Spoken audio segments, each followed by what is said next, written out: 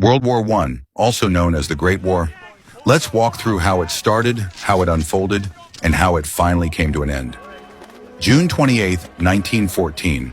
In Sarajevo, the heir to the Austro-Hungarian throne, Archduke Franz Ferdinand was assassinated by Gavrilo Princip, a young Bosnian Serb nationalist.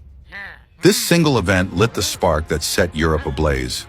Within weeks, alliances across Europe pulled the continent into war. The Triple Alliance was a military pact formed in 1882 between Italy, Germany, and Austria-Hungary. The Triple Entente is diplomatic understanding between Britain, France, and Russia. July 28, 1914. Austria-Hungary declared war on Serbia. Russia mobilized to defend Serbia. Germany declared war on Russia on August 1st.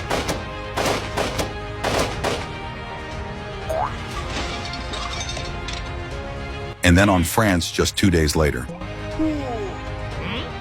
On August 4th, 1914, Germany invaded Belgium, expecting to cross in just a few days on their way to France. But Belgian forces put up fierce resistance.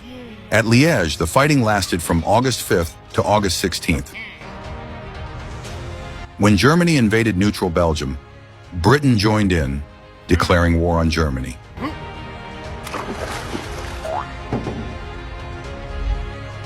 By August 1914, Europe was at war.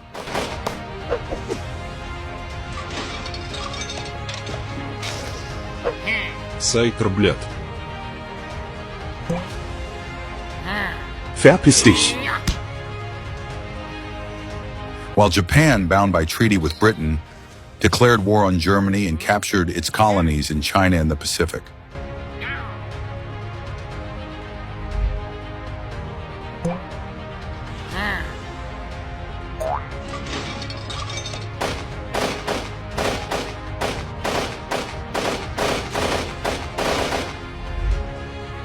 September 1914, Germany's advance was stopped at the First Battle of the Marne.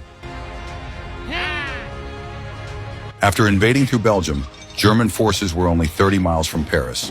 But French and British troops counterattacked along the Marne River. The Germans were forced to retreat, abandoning their hopes of a quick victory. Both sides dug trenches, stretching from the North Sea to Switzerland. The Western Front was locked in a brutal stalemate.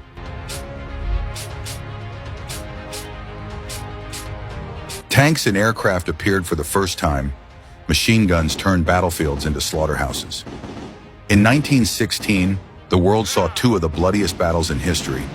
Verdun, which lasted 10 months and cost hundreds of thousands of lives, and the Somme, where over 1 million men were killed or wounded for just a few miles of ground. World War I spread to Africa, where the European colonial powers clashed. Britain, France, Belgium, and South Africa launched campaigns against German colonies. By 1916, most were captured, like German Southwest Africa and Togoland. Australia, still part of the British Empire, sent thousands of soldiers overseas.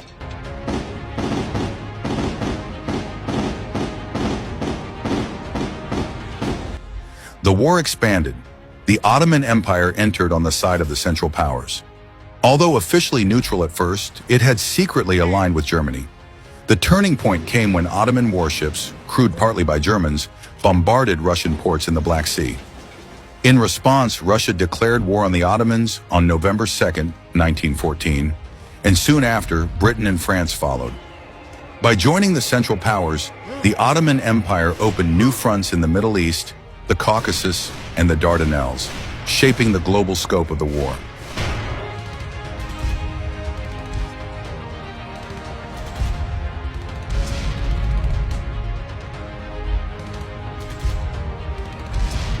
This period also saw the rise of new and terrifying weapons.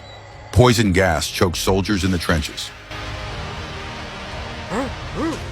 In April 1915, the Treaty of London promised Italy large territorial rewards if it joined their side.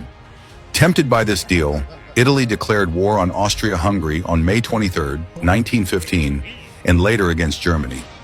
Italy had switched sides, transforming the balance of power and opening up a new front against the Central Powers.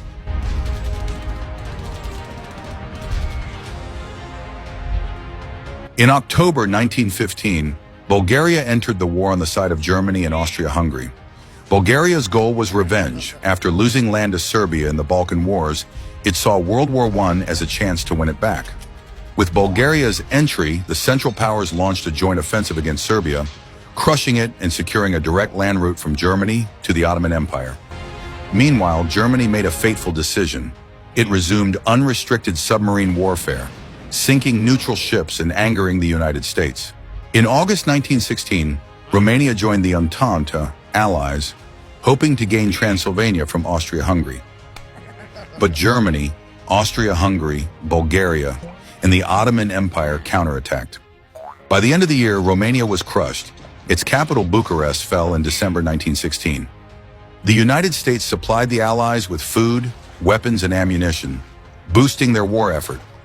In May 1915, a German U-boat torpedoed the British liner Lusitania, killing nearly 1,200 people, including Americans.